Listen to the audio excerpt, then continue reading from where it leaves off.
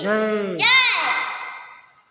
छत्रपती संभाजी महाराज की जय. जय. जय जिजाऊ जय शिवराय. सर्वांना माझा नमस्कार.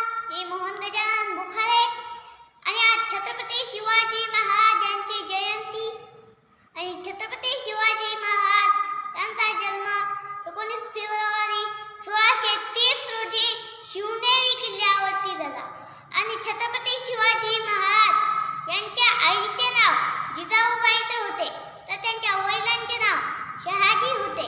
एवढं करून माझं भाषण संपवतो. जय जिजाऊ.